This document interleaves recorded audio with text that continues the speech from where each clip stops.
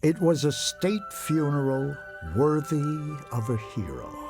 In life, he was rejected by the very government he risked his life for to install into power. In death, redemption came in the spontaneous outpouring of grief and admiration from all those whose lives he had touched. Messages poured from around the globe, from paupers and princes, from the powerful as well as the powerless he had sworn to serve. In his eulogy, former President Fidel Ramos said, "He was a true patriot who gave of himself in the service of our beloved Philippines that he holds close to his heart."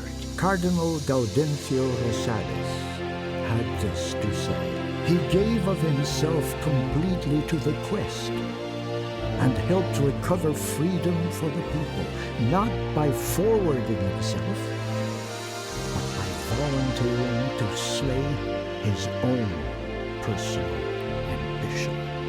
Columnist Nestor Mata wrote, "He enriched the country with his great love and passionate defense of its democracy."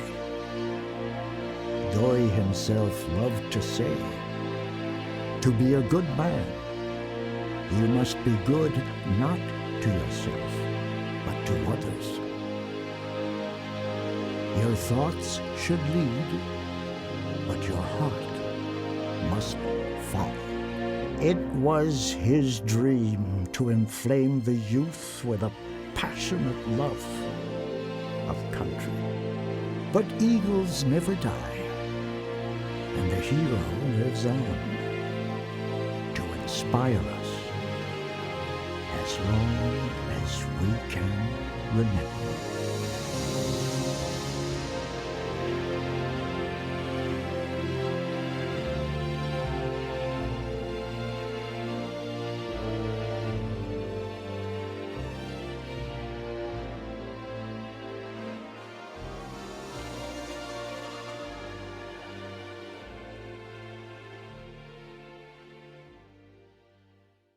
Immediately after the People's Revolution of 1986, Doy was appointed Prime Minister and concurrently Foreign Minister of the revolutionary government.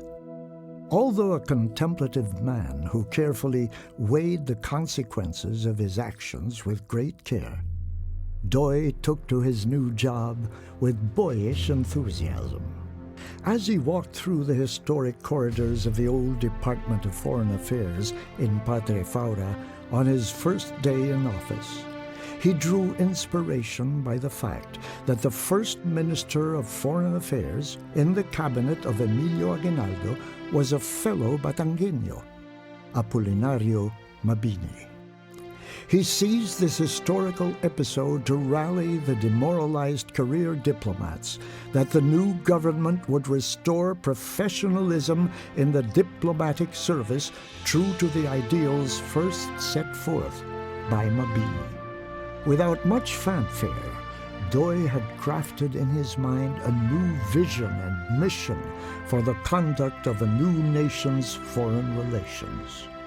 More importantly, he gave the career diplomats an inspiring mission order: to communicate to the community of nations which had watched awestruck the People's Revolution that this was a nation reborn, committed to the ideals of freedom and democracy that our founding fathers had fought and died for. Indelibly inspired, the diplomats cheered him enthusiastically on his first day in office. "We have not seen this happen in a long time," a career officer murmured in the crowd, her eyes welling with tears. From that day onward, Doy Laurel set forth to preach the new gospel of a nation reborn to the far corners of the globe. He restored the confidence of the community of nations in the country and people he loved so passionately, and to whom he would give his last full measure of devotion till his dying breath. In 1994, President Fidel Ramos borrowed Doy from his family for one final duty for his country. The president said he wanted to celebrate the centenary of the Philippine Republic, the first in Asia in 1998.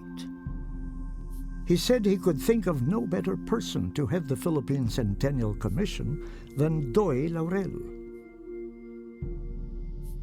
Doy accepted the opportunity to serve his country one more time on one condition: that he will receive no compensation for doing this monumental work. For Doy Laurel, it was a golden opportunity to demonstrate once again his passionate love for his country. He went about his job with joyful enthusiasm. Historical markers were put up all over the country to celebrate the important events that led to our independence on June 12, 1898. More importantly, he mobilized the support of the foreign governments that were important to our birth as a nation. He enjoyed this opportunity to give his last full measure of devotion for his country. He wrote, "A nation is only as strong or as weak as the memory of its people. Who they are, where they come from, and what their forebears stood and fought for. We must keep the pride, the spirit, the vision, and the memory steadily burning in the hearts of our people." In his eulogy, President Ramos summarized Doy's life in these words: "The entire sweep of Doy's public services and personal advocacies encompassed three major turning points in the evolution of Philippine independence and democracy: the struggle against Spain, the Philippine-American War, and our People Power Revolution in February 1986. It is in this supreme role that we should remember Doy.